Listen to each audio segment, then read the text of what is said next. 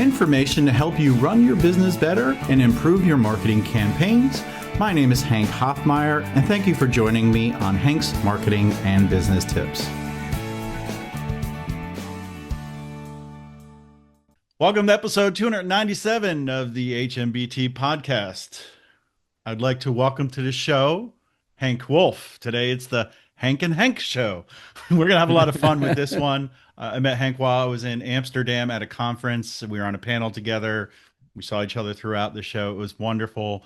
He's a strategy and marketing consultant with a focus on acquisition, retention, operations, and management. He works with casino operators that are launching into new geos and helps failed online casinos with predictable growth and has been able to turn around online casinos within 3 months, which is impressive because number one, the gaming industry is hard. Number two, marketing is even harder, right? Henk, I'm glad you're here today. Maybe you can give us some wisdom that not only goes into like gaming and iGaming, but for general marketing, right? You probably have some great ideas that anybody can take away. So tell me a little bit about how you got into working in the iGaming area and about your successes and maybe some of your challenges to start off. Sure, definitely. First of all, I love that background video that you have. It's so amazing. Every time I look at one of your videos, I keep seeing it, and it just like that one, the +1 on the email. I love it, mate. I need one of those. I need one of those. My wife keeps saying that it's a distraction and you shouldn't have it in your meetings. And I was like, I get so many compliments.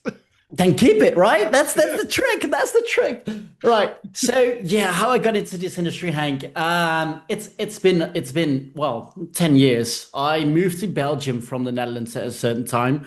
I was following my heart and thought, all right, I need a new challenge. So what I did, I just moved. I became a freelance marketer, helped a couple of SaaS businesses around. And before I knew it, I was on this meeting with one of the biggest casinos of Antwerp. And they literally, the CEO told me, like, Henk, you're either going to love this industry or you're going to regret every bit every second that you worked in it.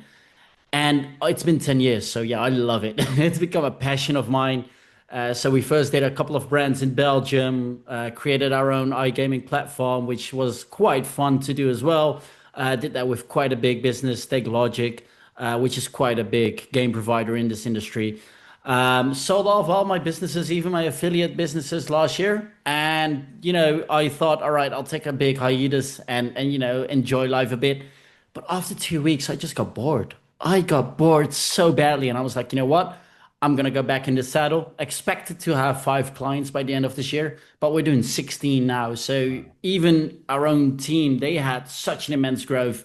It's been so much fun. That's impressive. Yeah. And it's like some industries, you either love it or you hate it, and you either bow out right away or you stay in it for a long time. I did that with staffing. I did staffing for like 12 years. I stayed in it, and it's stressful and time consuming. Then I switched over to technology, and I've been doing this for 15 years now, and I love it. And it's great. Yeah. A lot of lessons learned, and sounds like you have a lot of success because you're getting a lot of clients and helping them out. And I love how you can easily probably identify problems, challenges, and then make these clients successful by doing certain things. What are some things that you identify that the clients that you bring on board, maybe not necessarily say doing wrong, but could do better, let's say? Right. So the number one thing I usually look for is the 30-day cohort, which is a big sign of how well the business is doing, if it's sustainable. Like in normal businesses, you look at self-habilitation ratio, right? But here, if you look at how many players from day one will be there on day 32, it gives a big indication of how well the business is actually performing. Because even though they could have 1,000 players coming in on a weekly basis, if a casino is unable to retain these players, it is no use for the casino, because a casino business is all about retention business. It's about retaining these players, because otherwise they'll go somewhere else. And it's not like who has the best welcoming offer. No, it's about who's capable of grabbing that attention, pulling them in, and keep the player playing at their casino rather than the competition. And the competition is fierce, Henk. I'm telling you, the competition it's out there. And luckily for us, in my business, not a lot of casinos operators have a good retention plan. So it's easy to keep the players on your end. So retention is definitely one of those things that I see a lot of casinos having issues with, as well as the acquisition channels, right? So they get affiliate traffic, they forget about social, they forget about organic, and they think they can build a business around affiliate traffic. And once that top tier affiliate, that top dog that gives that casino 1,000 players per week drops off, all of a sudden that entire business crashes. They've got this big overhead, they don't know what to do. So it's a lot about finding the right channels as well and how to optimize, how to maximize all the revenue. It's like a big puzzle, and I Right. like that. Yeah, and I remember when I was at the conference, I spoke about BetJack, which is, a company they started. They wanted to get into gaming, but in the country they were in, it wasn't legal yet, and they were betting on, haha, joke, no pun intended, that it was going to be legal at the end of the year, and then they ended up, actually winning, and they brought people on board, got them engaged, so that when they could start getting them to bet and give more money, it actually worked. They offered free games and free coins and free Yeah. tokens, and it kept bringing people back. And like you said, many marketers in general, not even just in the gaming industry, that I think they worry about the top of the funnel, bringing more in, and then hopefully less fall out the bottom. But then there's that middle, and you can have leaks in the middle, right, where people are falling out of your funnel. And I think that conveys to any industry is that retention. Even if you're a retailer, somebody's not going to buy from you every single day or week, it's good to keep them around. There's a retailer here called Kohl's in the US. I know, I don't think it's in Europe, but they do a pretty No. good job with their emails and promotions. And I know they have a stigma of that, like they raise the prices, then they have a big sale, but they have clearance and you can use the sale coupons as well. That's always what I Mm, look out for.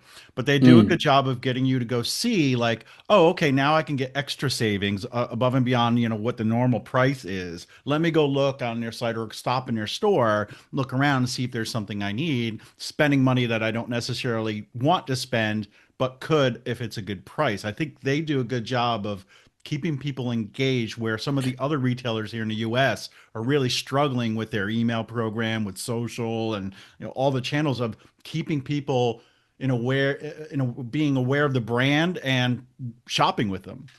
Yeah, and Hank, that is what I love. Like when people have issues with email marketing, they often say like, "Oh, email marketing doesn't work. Email marketing is that." No, it's the opposite. Just don't know how to maximize it. You don't know how to make a profit using email marketing. And they'll be like, "Oh yeah, we don't use it a lot." And they have zero awareness of what retention marketing is. Like a product, often a product has an end time of its usage, right? Like toothpaste. You go Mhm. through your toothpaste, and if someone would have told me before the end of the toothpaste, when there's a little bit left, so it's personalized, hey, you need a new toothpaste. This one's in this one's cheap. I'd buy it because I'm being made aware of an issue that I have. And I've been provided the solution. And personalization is what a lot of retailers forget in email marketing. They'll just blast out this newsletter once per week or once per month. They do no testing with which day is the most profitable. They have no segmentation. It's a mess, isn't it, Hank?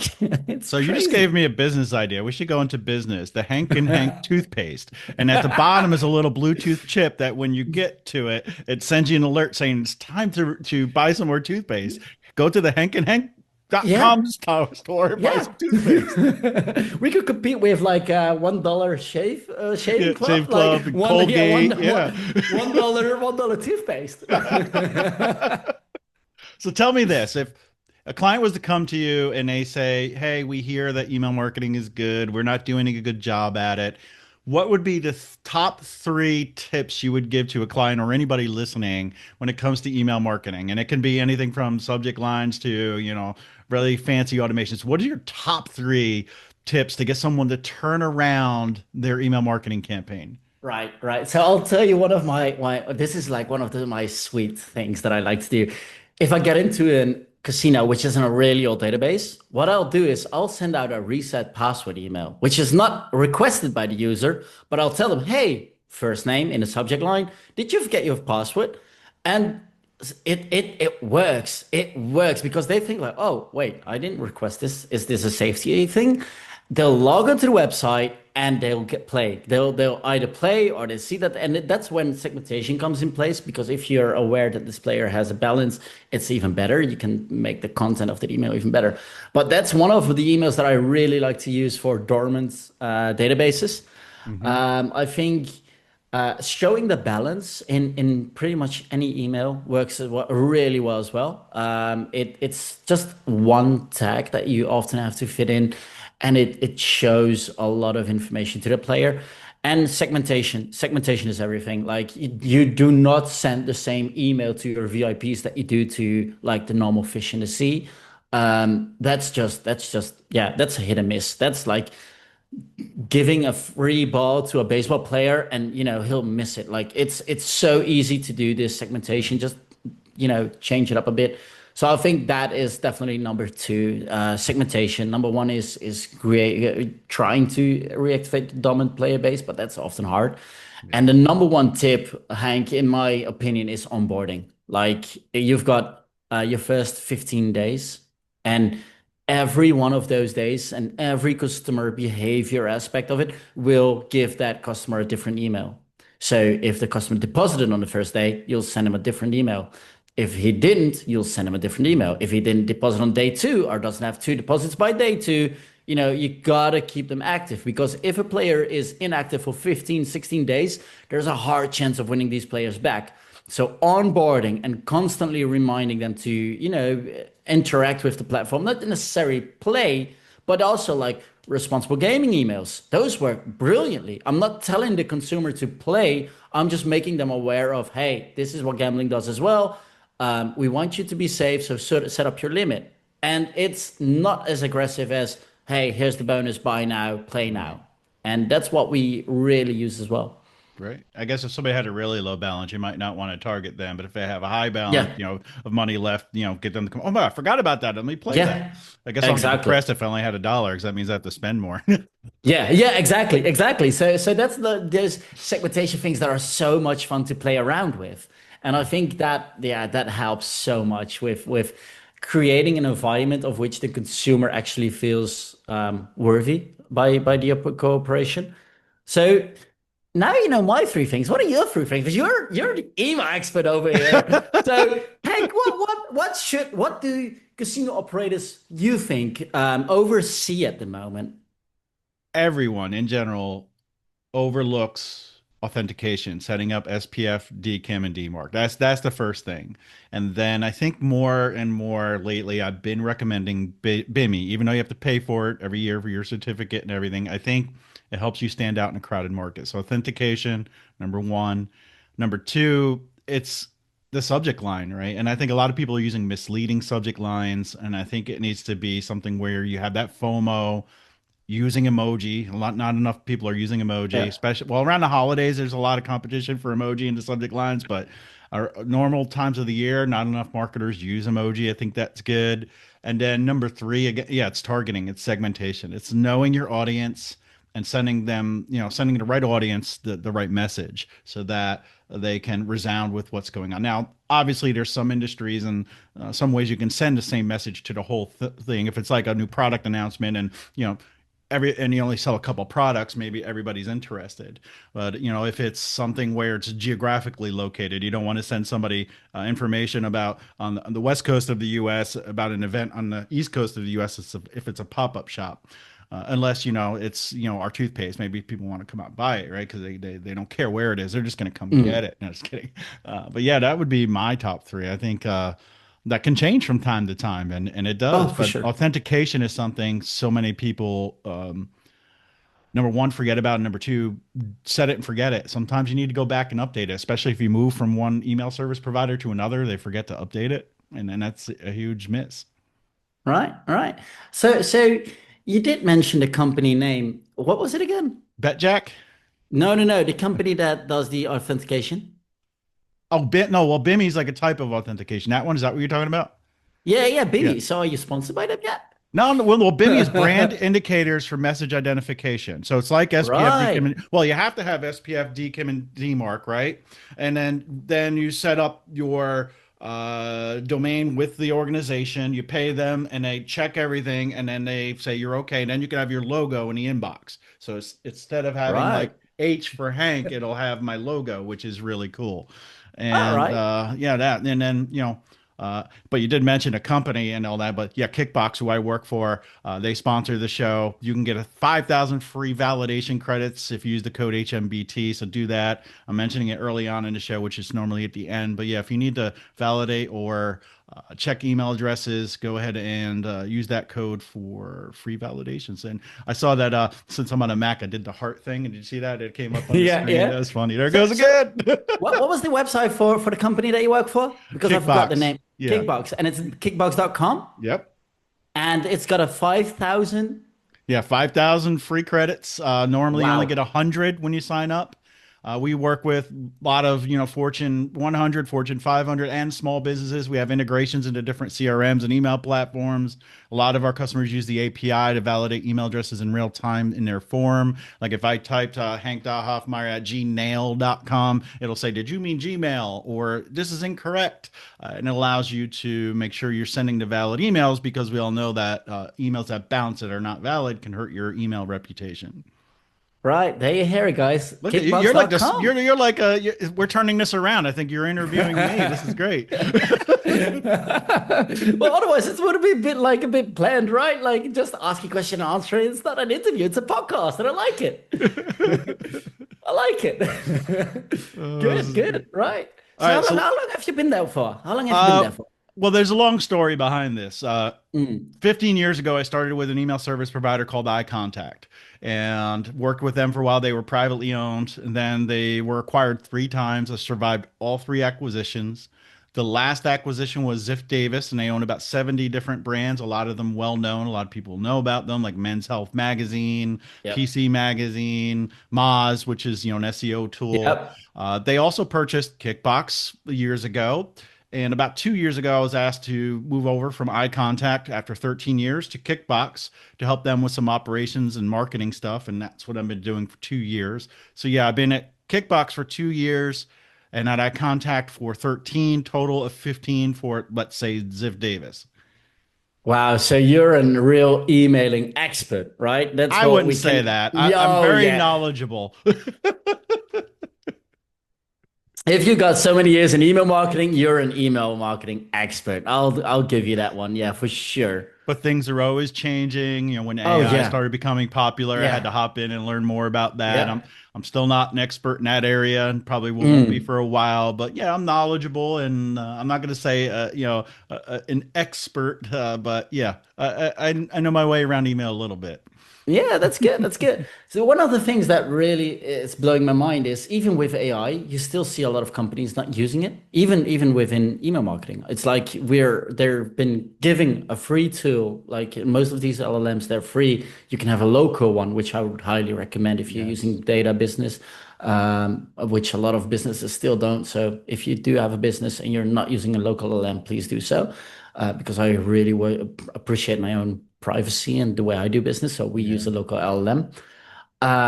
But it just baffles me. Like how many companies are still out there that have no idea how powerful this AI tool is, and it's not a thing that can do all of it, but I use it every day. For instance, Hank, I use it every day. Every morning, I get a text with like it scrapes every website of news that I find interesting, and it just gives me like a good overview of like, hey, Hank, you should pay attention to this. This is what happened. Is this in this jurisdiction about this regulator, and it shows so much information that it's like.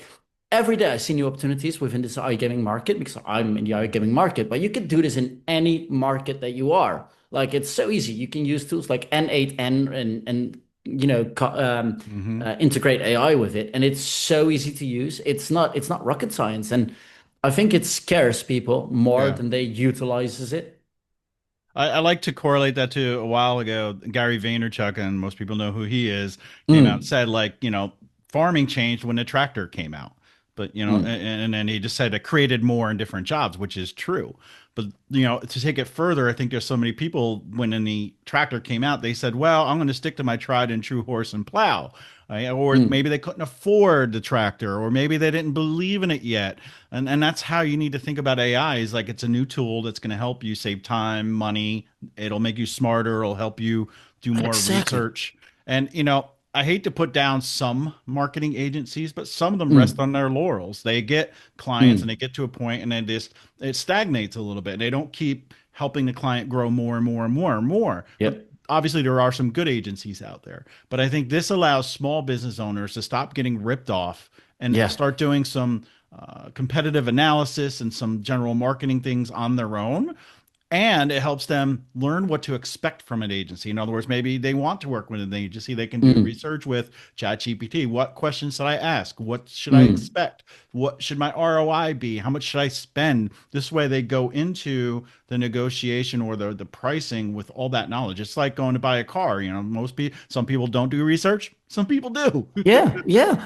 And it just shocks me like how like even with AI to me is like as big as the smartphone was when the first smartphone dropped. It's like when the internet dropped for the very first time.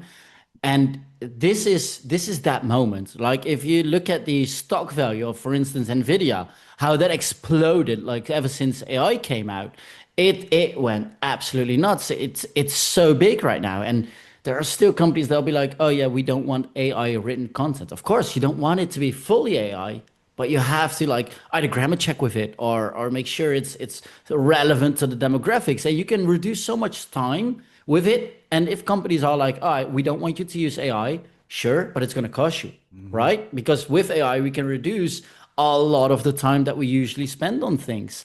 But if you don't want me to use AI, sure, but it will cost you more time. And Right. that's where I think where we're at right now. People are not sure like when or how you should use AI, and that's what scares them. Like you said, it's the tractor story. It's history repeating itself, and people that Right. are not utilizing it, they'll fall behind. And that just made me think of the fact I remember, I don't know how many years ago, they were saying that voice is the next frontier, like voice assistants. Mm. And the interesting thing was, wow, that was a while ago because that's what made me start this podcast was I wanted to figure out how do I get on the Amazon Alexa. And so when you get home and say, Alexa, what's in the news? My podcast starts playing. That was my whole Mm. goal. And I figured that out and I did that.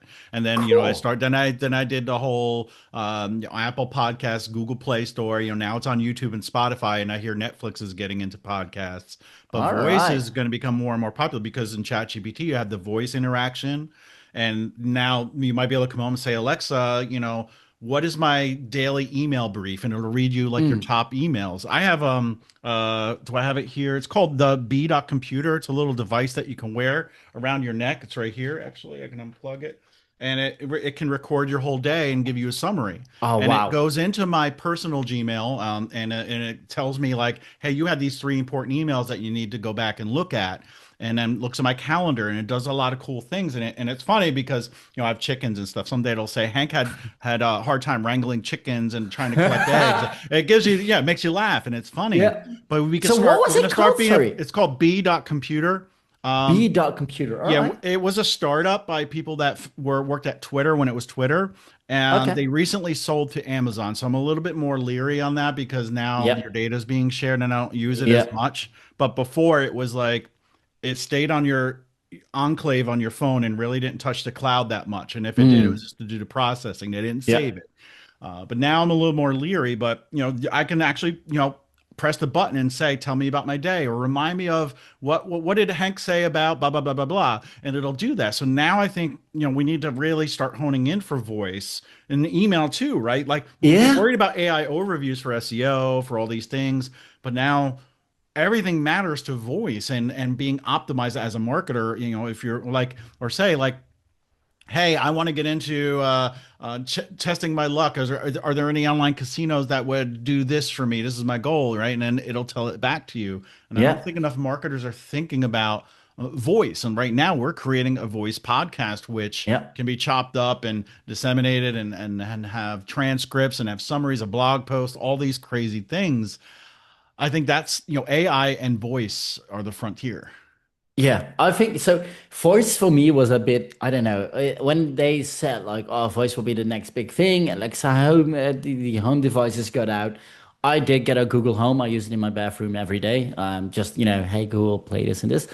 But if I look at voice with ChatGPT, for instance, just one of the LLMs, I use it when I'm driving and I love it. I can just have a conversation about what's going on in my mind because I'm in a car for like an hour. So Hmm. I'll be in the car and I'll be like, oh, I've got this and this and this to do. And I'll just prepare for the day with ChatGPT as if it's my business partner. Or, if I want to have a fun weekend with my daughter, I'll ask him for like, hey, what events are there this weekend in this Hmm. and this area? And it will provide me with such a good overview. And I think that was kind of missing. It's like the Jarvis tool from Star Trek. Yeah. No, Tony Stark. Sorry. Wow, that was wow. Hopefully we don't get hate for that one.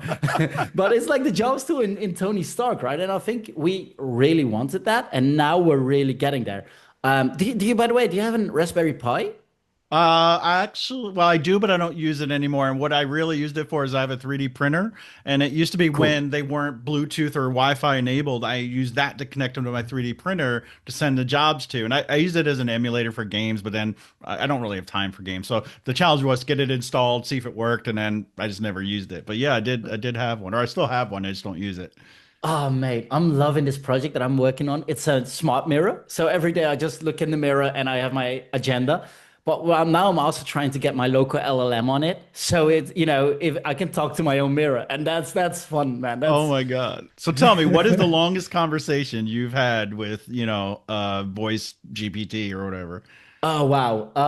Yeah, that wow. I would say like when the second I got into a car till I got at the destination, and that was like an hour and a half Oh drive my because God, really? yeah, yeah, if it's something really interesting in or it's something about to do with something that has my passion, so marketing or strategy, that's just, like that's not my job, it's my passion. It's a Yeah. hobby. And I'll just go over through a book that I've read before, and I'll just ask the AI about things that I've read in the book, and I'll ask it to go into detail or how would a competitor move when I would do this. So I just try to visualize and understand how markets would work if AI was already active back then. And sometimes you get like these really cool, funny stories with AI, and you'll be like, "Oh, now you're just making up things again," and that's okay. But it's sometimes I'll be having a deep conversation with my AI, and that's the thing as well that I really like about AI. A lot of people use it as a mental health tool as well, and God bless you if you do, because I think men's health and women's health and mental health, all that should be really important. And Hmm. now, a therapy session is extremely expensive. It has a long duration of waiting time. This is a tool that can, I'm not saying it should replace, but it can help you identify what you're feeling, and it's going to give you suggestions. And I'm not saying like use this as an alternative. But to me, it sometimes I'll be like really hyped up, and I know like, oh, I need to cool down, and then I'll just ask for like, give me a breathing exercise or whatsoever, give me something to think about, and it's amazing how AI works with that as well. Yeah, I want to figure out how I can get, I don't know, even know what word to use here. Like I use it more for research and stuff, and I'm getting better at prompting, getting better at doing this. But like you had that conversation, and at the end, just say, hey, create a document of a summary of what we just discussed for an hour and a half in Mm, 500 words or less. And email it to me or have it as a yeah, download. I need to get used to doing stuff like that and having that stuff available. And I'm starting to create projects to keep things organized yeah. because I use it more and more, but and then it's harder and harder to find some of the previous stuff. I mean, the search works pretty good, but yeah, I Mm. want to start ingraining it in my day more so that it is like my personal assistant more than just a casual conversation or a Google search that I'm doing with a little Yeah. more flair. Yeah, yeah, exactly. Sometimes I'll just ask to read through like my local LM. I'll ask through to read through a conversation that I've been having, which might be with a difficult client or this lead that I can't close yet. And I'll just ask for like, all right, go for opportunities, look for opportunities. How could I influence this person to achieve my goal? Oh yeah. And it helps. It has a good closing rate. Yeah.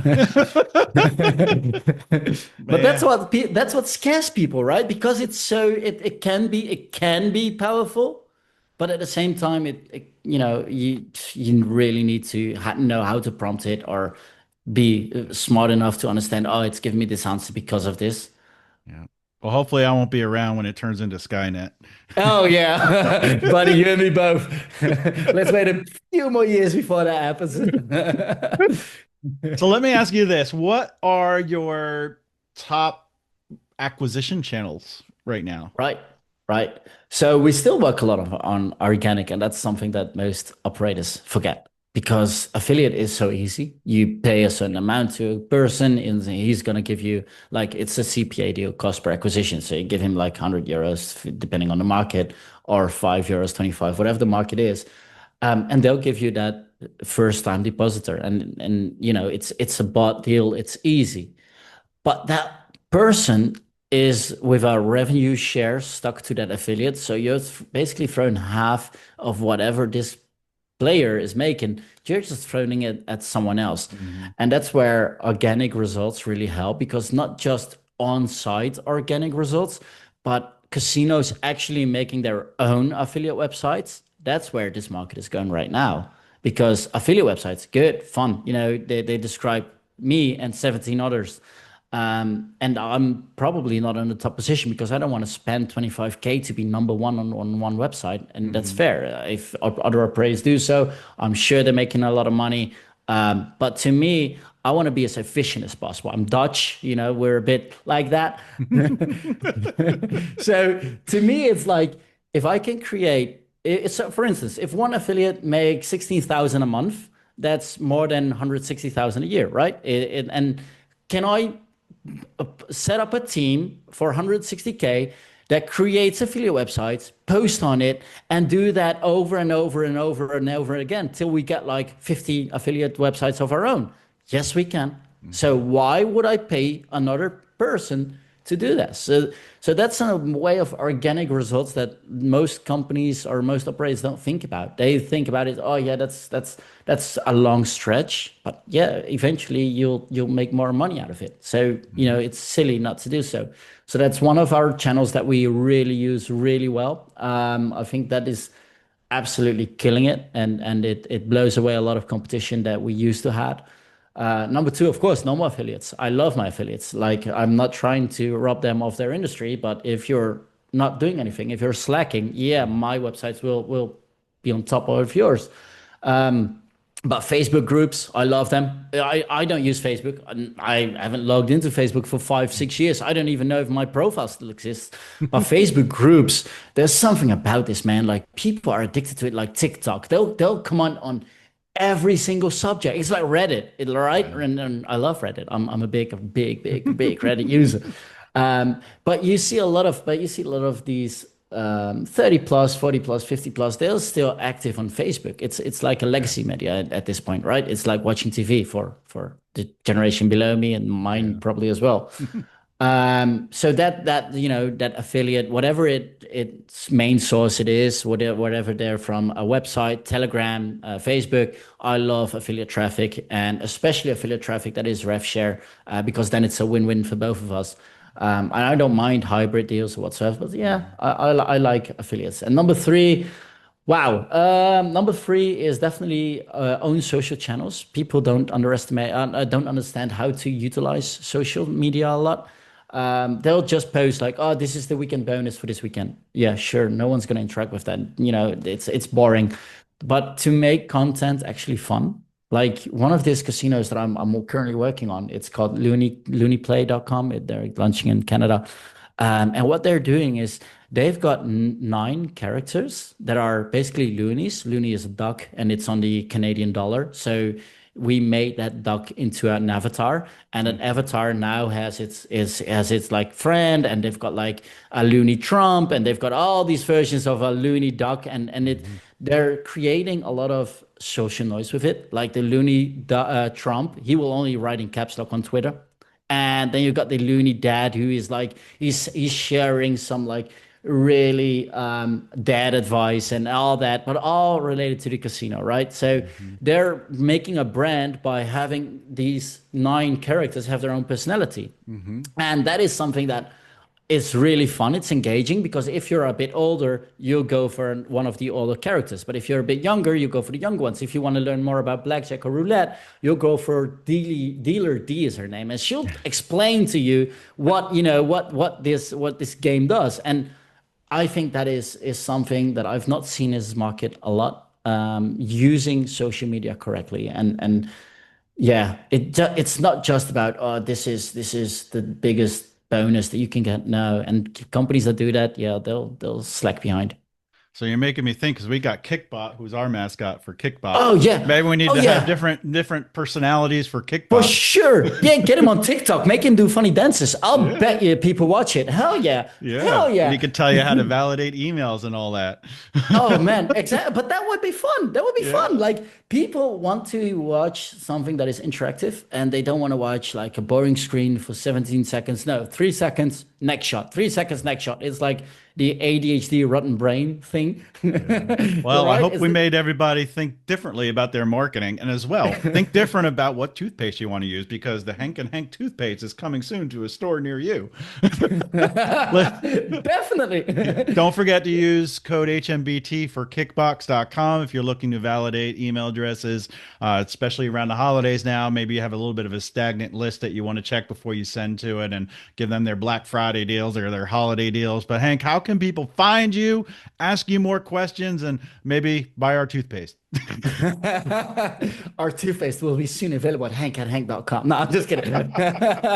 So yeah, where you can find me, I'm mostly active on LinkedIn. That's HENKWOLFF. It's with a double F. So just like Hofmeyer, mate, we've got so much in common. Then there's also my website, hankwolf.com, where I'm less active there, but we're trying to build that back up. LinkedIn is definitely my go-to channel, and soon on YouTube as well. So Awesome. just look around on YouTube, and if you see my videos and give it a thumbs up, I'd appreciate it, my man. And yeah, I'll have a look out for you as well, mate. All right. Yeah, sounds good. I appreciate you being here. And until next time, folks, keep smiling and keep those teeth pearly white. See you later, everybody. See you later.